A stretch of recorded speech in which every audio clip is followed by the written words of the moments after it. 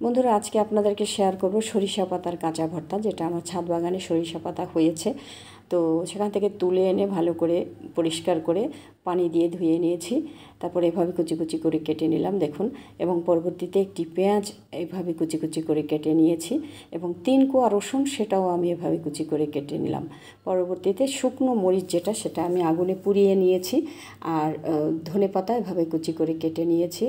তারপরে শুকনো ঝাল যেটা একটুখানি লবণ দিয়ে হাতে এভাবে ডলে সেটা ভেঙে নিলাম আমি। তারপরে রসুন কুচি এবং পেঁয়াজ কুচি হাতে মেখে মিলিয়ে দিয়েছি, এবং মিলিয়ে দিলাম ধনেপাতা। তারপরে সরিষার তেল দিয়ে মেখে আমি কুচানো যে সরিষা পাতাগুলো আমি সেটা একসাথে ভালো করে মেখে ভর্তা তৈরি করে ফেললাম দেখুন।